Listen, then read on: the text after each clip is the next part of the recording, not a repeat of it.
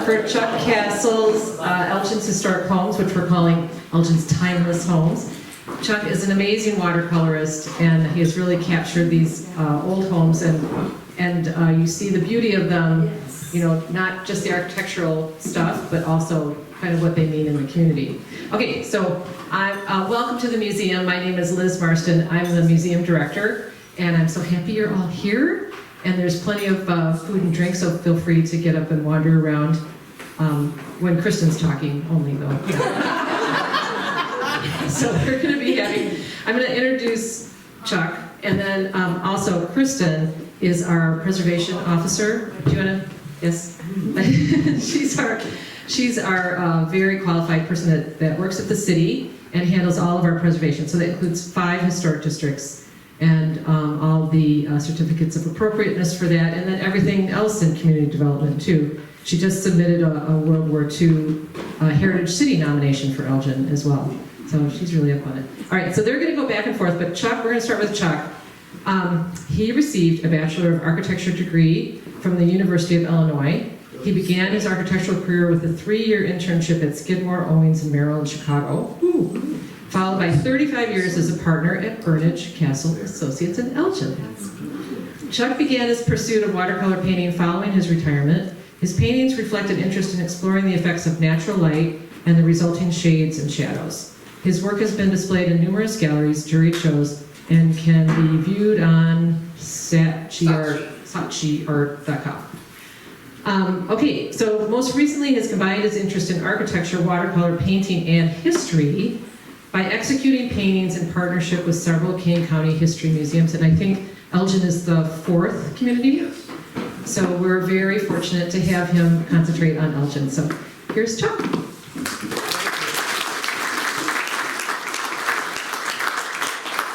Thank you very much. I want to start out to explain, I appreciate the introduction from Liz, so I don't need to go back over all of that. I'm not an official Elginite. I want to clarify that.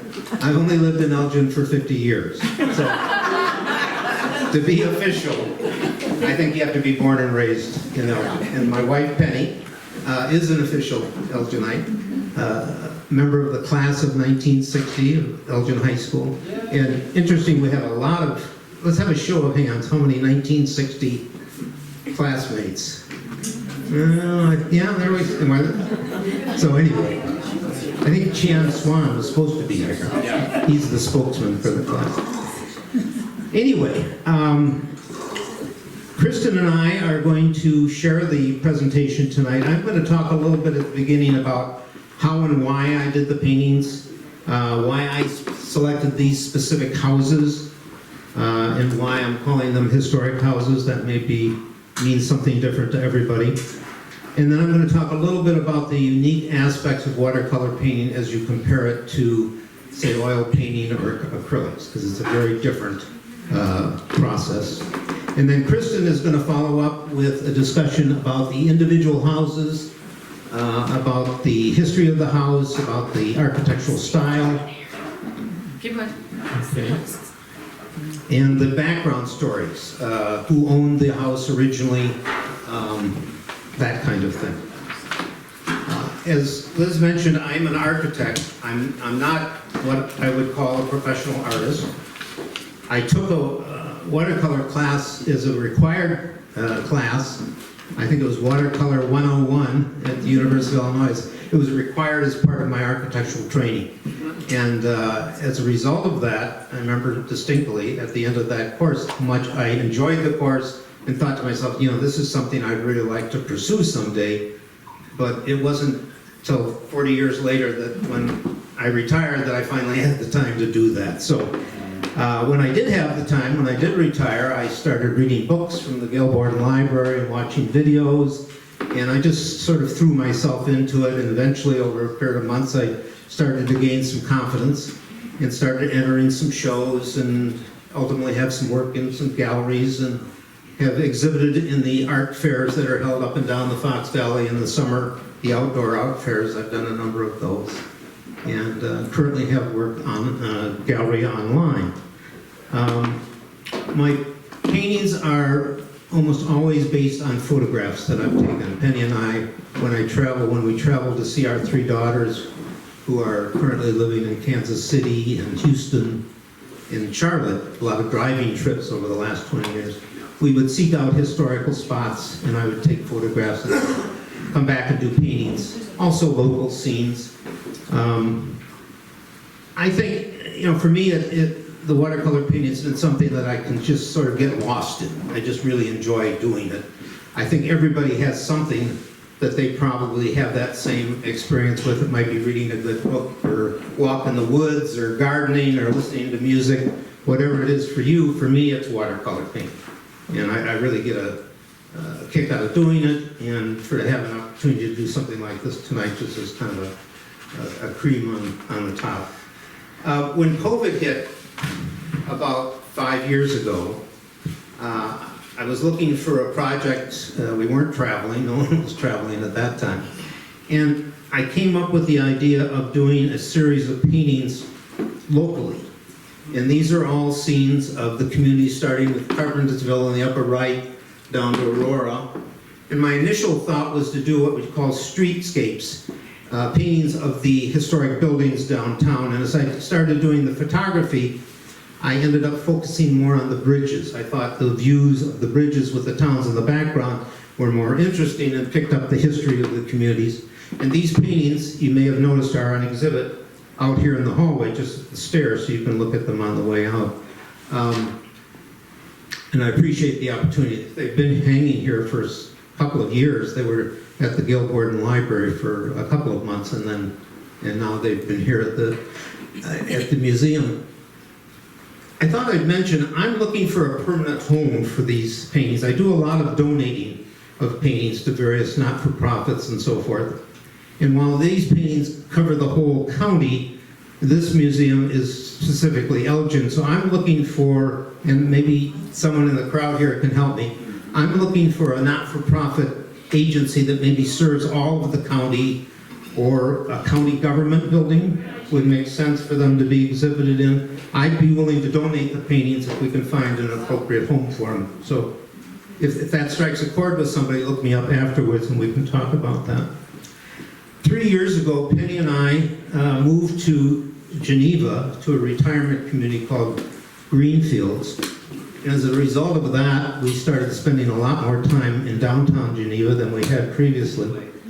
I did a poster with the Geneva Museum. I did a poster of 15 paintings of the retail and restaurants and so forth, the converted houses on 3rd Street.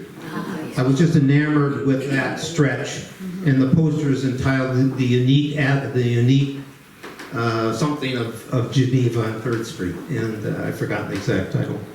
But that's how I got into the first poster, and then following that, I established a relationship with the Batavia and the St. Charles History Museums, and I provided paintings for them similar to what I've done here in Elgin. So this is, as Liz mentioned, the 4th museum that I've sort of created a partnership. And what I do is I still own the paintings, but I donate the images, the digital images. And they use the images to, we create the posters. They have cards downstairs that you can look at on your way out of, each house is on an individual card, sort of a note card kind of thing.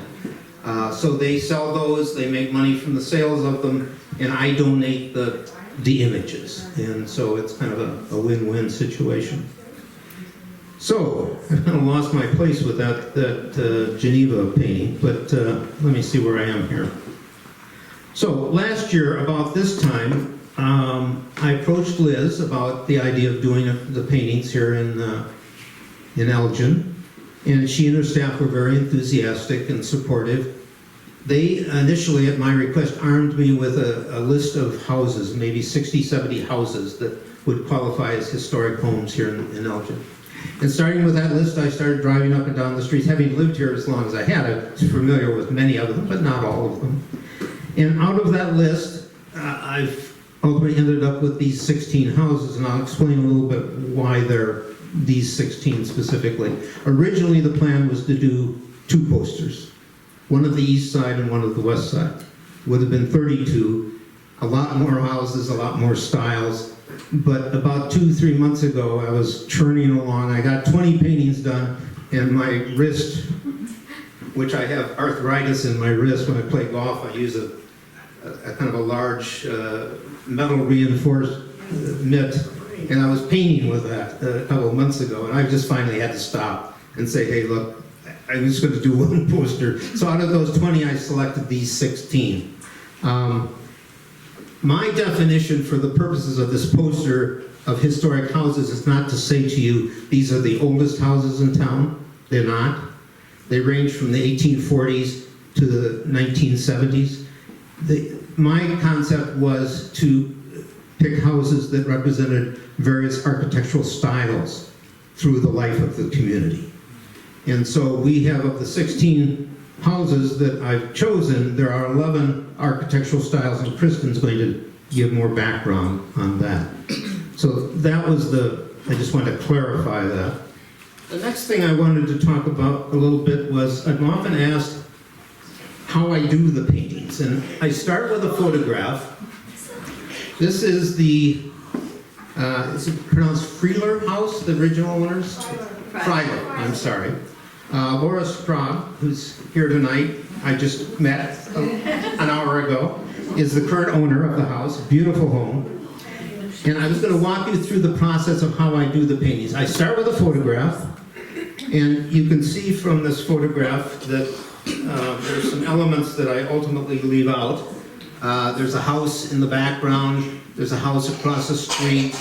There's some foliage here that kind of camouflages part of the porch. There's a big shadow here that's cast from a tree in the foreground. There might be some gutters and downspouts that I choose to leave out because they're necessary, but they're not accurate for the historical period. So starting with that, I do an initial sketch. I have a projection device, an overhead projection device, that I do maybe a very quick 10 or 15 minute sketch just to get the basic proportions and so forth. And then on top of that, this isn't the 15-minute sketch. Oh, okay. On top of that, then, using the architectural drafting skills from eons ago, my T-square and triangles and mechanical pencils, Charles Burnage is here tonight, he can, my former business partner, he can relate to this. I then create a sketch similar to what you're seeing here for each of the house, and that's kind of the starting point. The pencil lines of the sketch I keep light because ultimately I rub them out. It's really to guide me in the painting process. So these are rather technical paintings.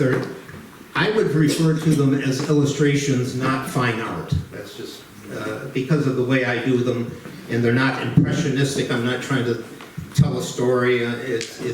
It's a very different process. The first step in this particular painting was to start with the sky. I then followed with the landscaping. This isn't always the order that I do it in. And here they're just applying colors, flat colors without any shading, without any depth. The next step was to do the same thing to the house itself, applying colors to the various aspects of the house. No detail at this point, no shades, no shadows. So it's not all that interesting without all that, because when you finally get done, then this is what you have when you add all of that: shade, shadows, textures, siding, and so forth. So that's kind of walking through, and here you can see the house in the background is gone, the other house over here is gone, the shadow is gone. Those are some of those things that I've edited out in the painting process. So I do take some liberties with that. I'm going to talk a little bit about what makes watercolor different from say oil painting. First of all, watercolor, as the name implies, is water-based, where oil paint is oil-based, and that has a big difference. So they both come in a tube. But watercolor, you add the water and the color sort of explodes in the water, and you can modify the intensity of the color by the amount that you dilute it. Where oil painting, and I'm not that familiar with oil painting, but oil painting, as I understand it, and a little bit I've done of it, you use the paint right out of the tube. You can thin it, but generally that's how you do it. But one of the aspects, and the other thing is watercolor painting is done on paper as opposed to canvas, and that's what a canvas stretched on a frame is what you use for oil painting. Watercolor painting is done on paper. And since it is paper, and when you apply watercolor paint to it, the paper ripples, you have to soak the paper and mount it to a hard surface before you start the painting. So I used the bathroom in our second bedroom bath to soak the paper. I then mounted it with a staple technique that I use. You can buy tapes and so forth. So then when you apply, like the sky that I showed you on that painting that I walked you through, when you do what you call a wash, when the paint ripples, or the paper ripples, but then as it dries, it becomes taut like a drum because you've stretched it. If you didn't stretch it, it would stay. But do you use like certain type of paper, or I'm a certain kind of do you what? use certain paper, or just? Yes, it's a very special watercolor paper. Okay. Yes, it's not just any paper. Yeah. I can't tell you the science behind the paper, but stores like Hobby Lobby and Michaels and stores of that nature. There's a Blix in Schaumburg that has all kinds of comes in different weights and so forth. Yeah, different sizes. This is a couple of designs that I did. A few years ago, I was really into letters and numbers. I don't want to scare you with that, but the thing I'm trying to show here is the transparency. This is watercolor. And you can see when you apply one color on top of another, the color underneath comes through. It's transparent.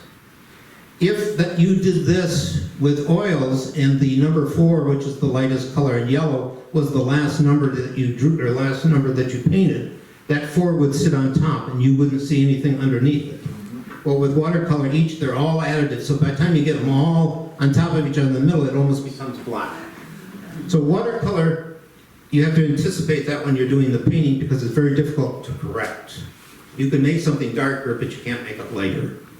You can't paint over something and hide what's underneath it. The other thing, everybody who took an art course learned that there's 3 primary colors, red, yellow, and blue, the triangle here. You mix red and yellow, you get shades of orange. You mix yellow and blue, you get shades of green. You mix blue and red, and you get browns and purples. Now that would apply to oil painting or acrylics or anything.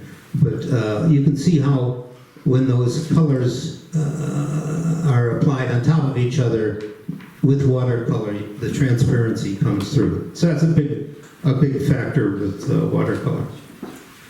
These are 2 paintings that show the other kind of unique aspect of watercolor, and that is the fact that in watercolor, white is the paper.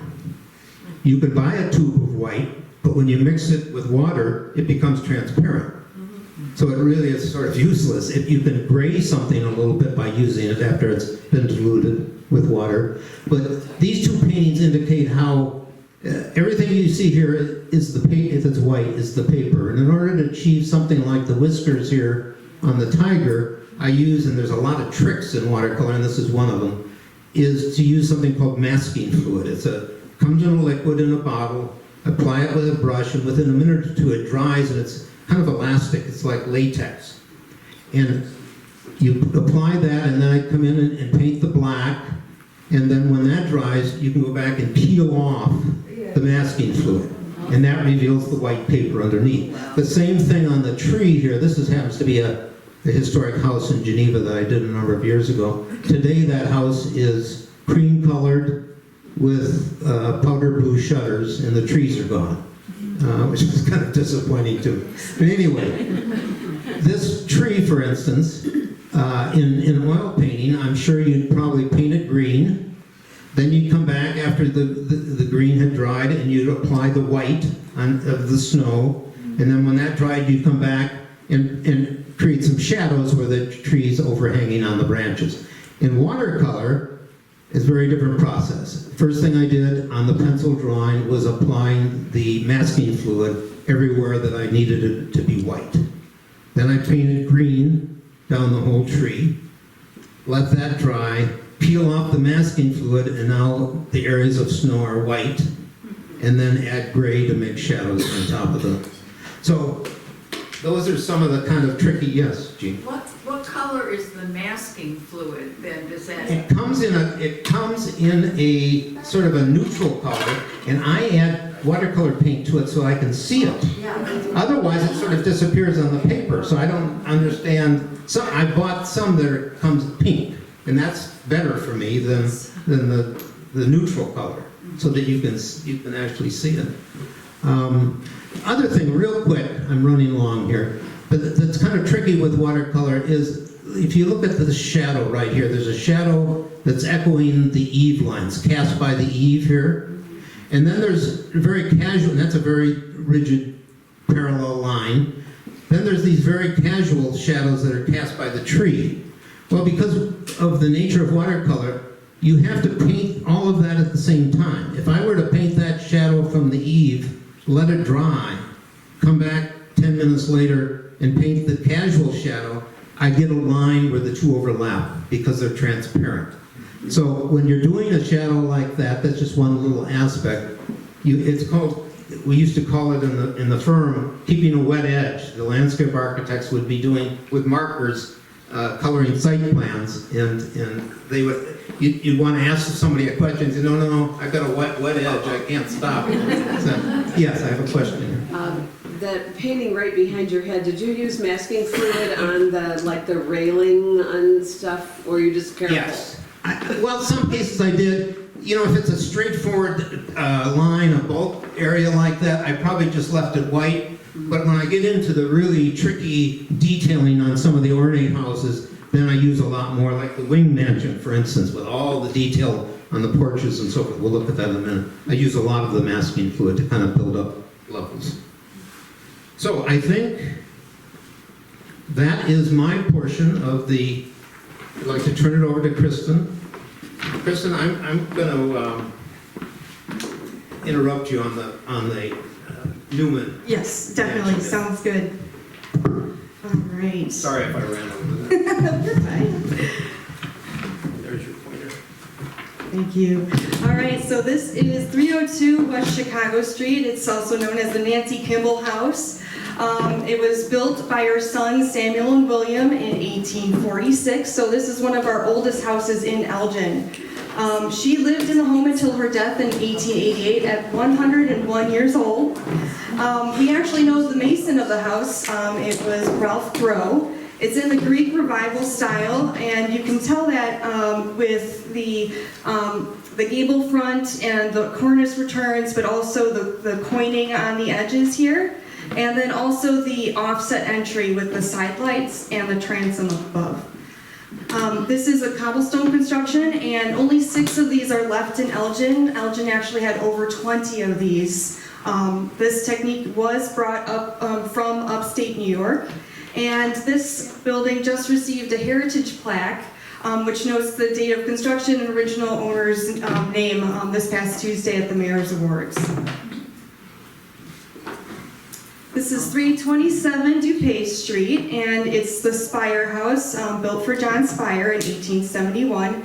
It's in the Second Empire style, and a telltale sign of that style is the mansard roof right here. It's also known as a double-sloped hipped roof. This was popularized by and named after 17th century French architect Francois Mansart. And at that point in time, in the 17th century, property taxes in France were based on a number of floors below the roof line.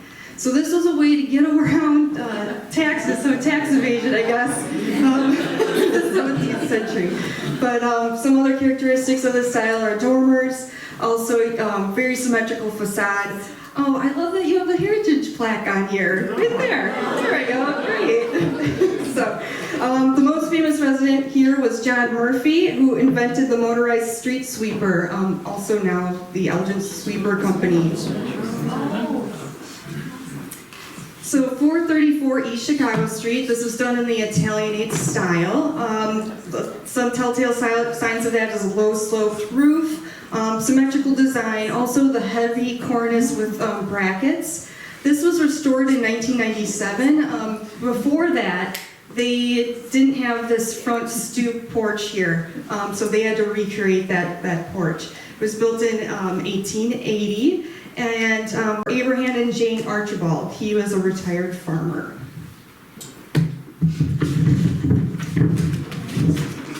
know what, I'm gonna move this guy. They don't hear all that background. So this is 653 Douglas Avenue, and the original owners were Philip and Elizabeth Freiler. It was built in 1887 for $12,000. I know, remarkable. So Philip was a distiller and owner of Father Time Whiskey in Elgin from 1883 to 1914.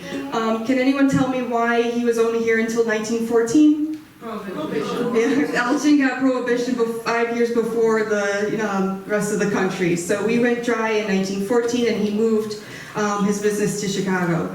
The architect was Smith Hogue, an Elginite architect, and this area was known as Elgin's Fashionable Avenue and later dubbed the Gold Coast. It is an excellent example of the stick style with East Lake detailing. This is a transitional style between Carpenter Gothic and Queen Anne. Similarities to Queen Anne, though, is that it's asymmetrical, lots of textures to the siding, typically has towers or turrets, so a tower goes straight to the ground. Turrets are ones that stay, that don't touch the ground, and it has a strong vertical emphasis. What sets it apart is that it's more angular than Queen Anne. There's a lot more roof planes, they're more complex. Interior spaces are typically pushed beyond the building's footprint. And notably, you have an expression of wood trim and ornament that symbolizes the underlying structure. Though the vertical and horizontal trim here are all decorative, so you can see all that. This is highly stylized or decorative versions of stick style is sometimes referred to as East Lake. East Lake was named after English architect Charles Eastlake, who wrote a book on reforming the design of English furniture, but when his book came across the Atlantic, his designs were then transposed to architecture. You can see this in the heavy turned posts at the porch, which give an appearance to as decorative chair legs. You can see here. So this is 442 DuPage Street. So also built in the 1888 for Oliver and Harriet Hinsdale for $4,000. And Oliver was the son of Ashel and Eliza Hinsdale, who lived at 443 East Chicago, which is just around the corner. That property is considered the oldest house on the east side, which was around 1845. Oliver was an owner of the furniture store in downtown Elgin. This is a transitional period, so I can see where it could be Queen Anne, but it does have stick style characteristics. It also has that turret here, where you're seeing those interior spaces being pushed beyond the footprint of the building.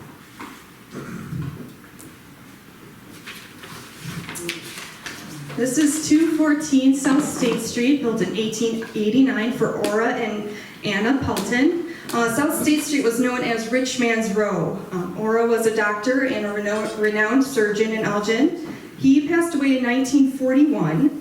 The house was purchased by the Izzos, who still own the property. So we only have two owners to this property, and that's pretty remarkable for something built in 1889. But it is currently for sale. It was landmarked in 1998. It is in the stick style, more pronounced to this home than the ones that we saw before. Again, emphasis on verticality, lots of textures, and then you can still see the vertical and horizontal trim work. And this house actually has both a tower and a turret. So you have a turret here, it doesn't go all the way, and then this one way in the back goes all the way to the ground. This is 803 North Spring Street, built in 1889 for $4,000 for Albert and Violet Fearman. He joined his father's dry goods and grocery store located at 17 Douglas Avenue, and he served as alderman for 10 years. This is predominantly Queen Anne with the cross-gabled and central tower. There's sunburst motifs on this building, and there's also heavy trim and turn posts with decorative fretwork at the front porch. So fretwork is up here. Again, it does have some Eastlake detailing here with the heavy turn posts that look like chair legs.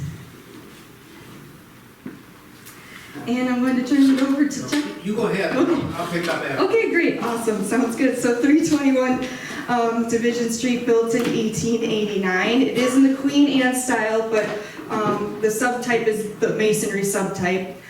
This was built for $25,000. It's all masonry, very heavily ornamented. It was built for John Newman and Laura Borden. Laura Borden was married previously to the son of Gail Borden. So she divorced and married John Newman.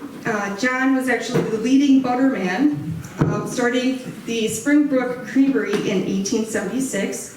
He eventually owned more than 50 factories in Illinois. He was also the president of the Elgin Board of Trade. So again, this is a Queen Anne style patterned masonry subtype. It has cream-colored pressed brick with terracotta and sandstone.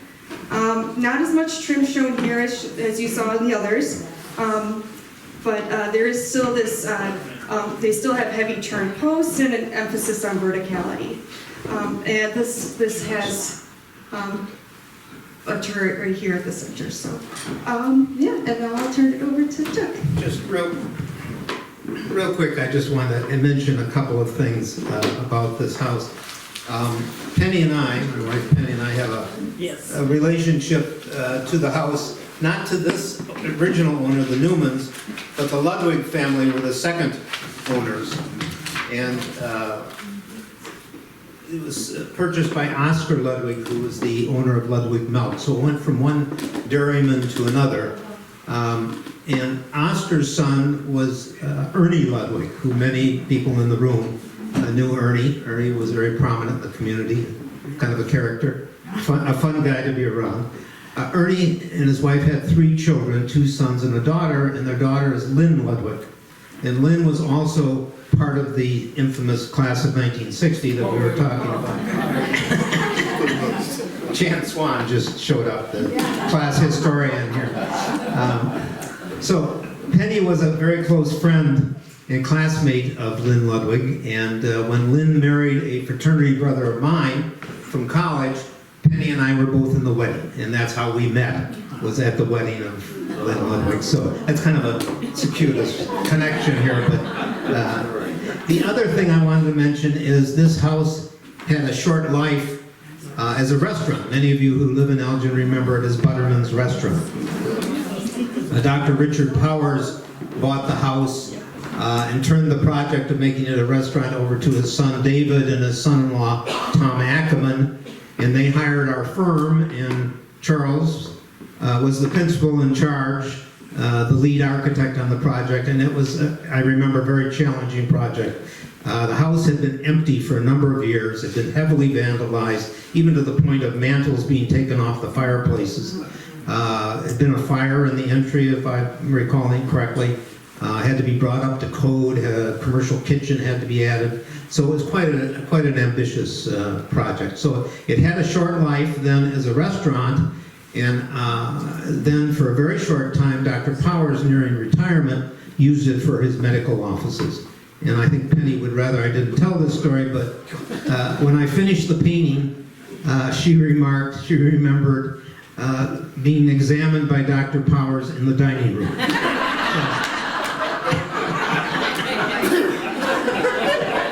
It's kind of like the old game Clue, you know. Dr. Powers in the dining room with a knife.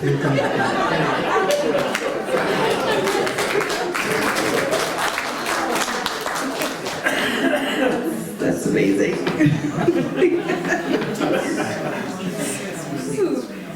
Alright, so this is 972 West Highland, lovingly known as the Wing Mansion. If you haven't had a chance to tour this lovely building, it's absolutely amazing. The period wallpaper on the interior, it's gorgeous. But it was built for William and Abby Wing in 1890 for $10,000. William was a lawyer and city's attorney. He also served as the treasurer for the Elgin Mental Health Center and was the director of the First National Bank of Elgin. Abby was a school teacher and taught school here at Elgin Academy. This building used to be one of the academy buildings. They donated 121 acres to Elgin for the creation of a park and golf course, now known as Wing Park. And that's the oldest municipal golf course here in Illinois. And in 1897, a fire broke out on the 3rd floor, which destroyed a 1.5-story viewing tower, and it also took the life of Abby. A school at the corner of Kimball and Center Streets, built in 1899, was named after her, and it was adaptively reused into affordable housing and recently rehabbed in 2022. Again, this is Queen Anne style with Eastlake decorative elements. And somewhat of borrowing of stick style here, because you see those vertical and horizontal elements. And you can really see those Eastlake detailing here at the turn posts. They really do emulate chair legs there. And it was designed by Smith Hogue, and it was landmarked in 2017. This is the McClure Mansion, built at 770 West Highland Avenue in 1891 for $10,000. It was originally built for Finla McClure. He inherited 89 acres of farmland and operated Elgin's first ice house. The house was sold in 1900 to Willis Black for $15,000.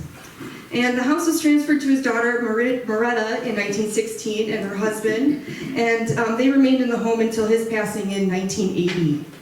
The current home combines Queen Anne, shingle style, and Romanesque revival styles. The prominent corner tower, wraparound porch, and varied roof forms are Queen Anne influences. The shingle style elements includes the shingled exterior, simple trim at the doors and windows and cornices. And the massive granite knee walls at the porch here, and the arched openings at the bases are of the Romanesque style.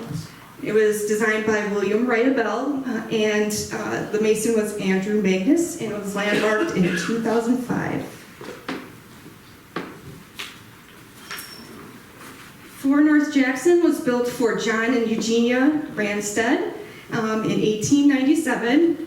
John was a wealthy attorney and judge and went to law school at the University of Michigan in 1866. His law offices were at 43 DuPage Street, which is now Al's Cafe. From 1946 through 1974, this home served as the Hillcrest Convalescent Home. It is in the shingle style. The home was originally designed in the Second Empire style, but was redesigned in 1897 by W.W. Bell to modernize the home to the popular style at the time. It has a crossed gambrel roof, so this steeply pitched and then less so, that's a gambrel. And it has round columns at both porches. You can't see it here, but there is fluting at the columns, which are vertical grooves in the columns. You don't really see that in Elgin too often. Usually the columns are, round columns are smooth. So it's unique to this house. So they have grouped Doric style columns and a pedimented gable here at the front porch. So this is 16 Rugby Place, built for Charles and Alice Glover in 1905 for $7,200. Charles was the founder of the Elgin Metal Casket Company and also the co-founder of the Elgin Box Company. It was designed by David Possel, who also designed the Elgin Public Museum located in Lord's Park. It was constructed by notable Elgin contractor Henry Jensen. It's in the colonial revival style. Some of those aspects or characteristics of that style is that it's symmetrical. There are grouped columns at the front porch, and it typically has a side gabled roof with dentils, so small little brackets along the cornice line. 287 Vincent Place was built in 1909 for $9,000 for Emil and Minnie Athen. Emil was and his brothers owned and operated Elgin Eagle Brewing Company, unfortunately going out of business due to Elgin going dry in 1914. It was designed by George Morris, and it's in the neoclassical style. So the most prominent feature of this style is that it's symmetrical. There's a 2-story full-height front porch with a pedimented roof. And there's, the columns are topped with Ionic capitals, which looks like little scrolls.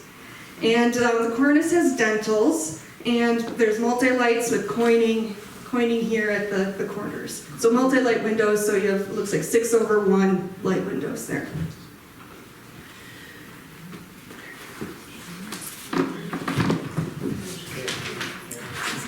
All right.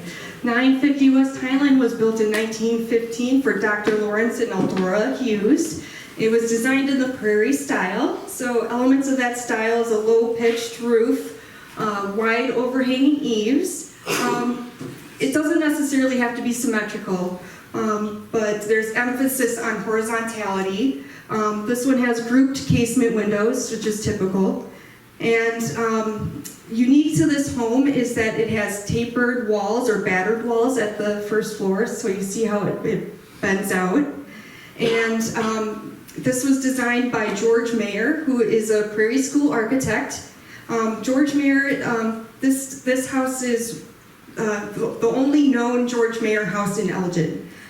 He was a contemporary of Frank Lloyd Wright, and he has a number of homes in this style in Oak Park, Evanston, and Kenilworth.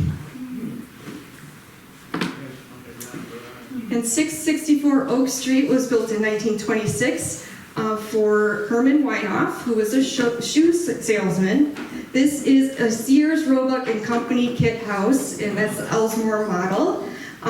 There are over 210 confirmed. Rebecca Hunter here is the Sears and Roebuck expert. She did a comprehensive study and survey of Elgin. We were very fortunate to have a huge variety of Sears houses, but she's the expert, so I saw that there's 214 houses. I think the current count is around that. The total number of mail order homes is 313. 330. Because there's a number from other companies Oh. besides Sears. Great, thank you.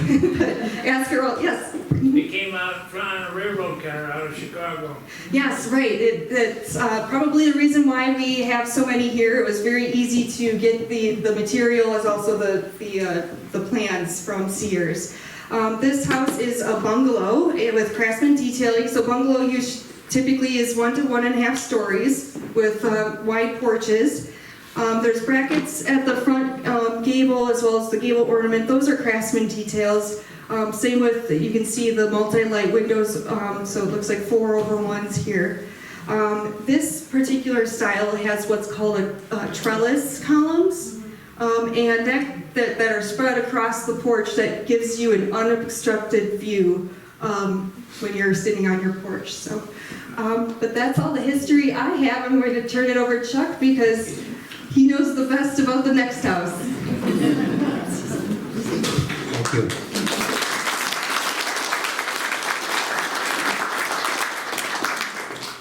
Let me get my notes going here.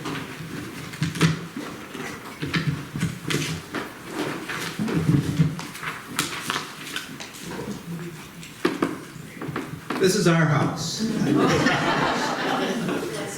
When I met with Christen a couple weeks ago, we walked through the presentation, who was going to say what and so forth.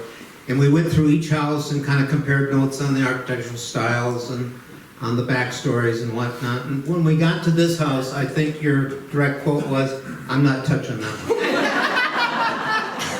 So I'm on my own here. The truth is, why this is included, I just couldn't help myself. I wanted to include this house in the series, and I did. And I'm going to try and justify in a moment just how I justify including it. I designed the house in '72. It was built in 1973, so it's over 50 years old. We lived there for 35 years. Our three daughters were raised there. It's in a subdivision actually slightly outside of the city of Elgin. I think city of Elgin city limits are now within a half a mile or so of the house, but at that time it was a couple of miles away. 3 years after we built the house, we actually put an addition on the back. There's a third rectangular element that you don't see from this view. So this is as the house originally looked. And this is from a photograph that I took this winter. When we put the house up for sale in about 2007, the first offer that I heard back from the realtor about was from Jeff Burnett. Jeff, his mother Sherry, and his sister are here tonight, and we were just really thrilled when Jeff expressed interest in the house. Jeff and his family grew up across the cul-de-sac. So Jeff was about the same age as our daughters, and they all grew up together in the neighborhood. So Jeff has owned the house for the last 17, 18 years, something like that. And he's done a wonderful job of maintaining the look of the house, which was important to me. I didn't ask him to do that, he's done that.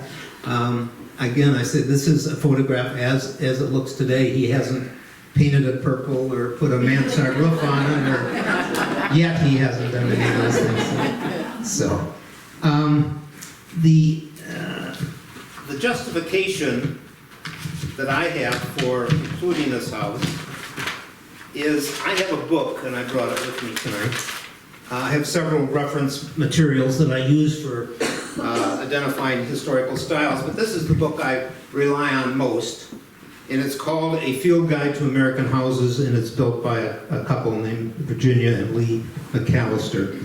And it's a book that takes you through styles from the colonial period all the way through, and the last chapter is entitled Houses from the 1940s.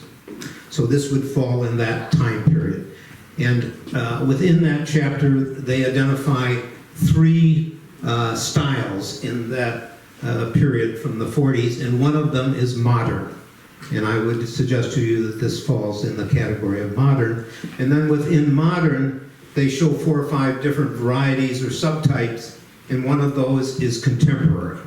And my conclusion is this would be modern/contemporary. And they show illustrations, both drawings and photographs in the book, in that chapter, that would kind of support that conclusion. And then in the written material of the book, they describe modern/contemporary as, and I'm going to read you this paragraph. This style often has a flat roof and is a derivation of the earlier international style. It is typically devoid of traditional forms and details, and was often favored in architect-designed houses of the 50s through the 70s. So that's kind of how I've come to that conclusion. When I got the poster back from the printers a month or so ago, I sent a copy to each of our 3 daughters who had no idea I was doing this. And I attached a note saying, I bet you didn't know you grew up in a historic house.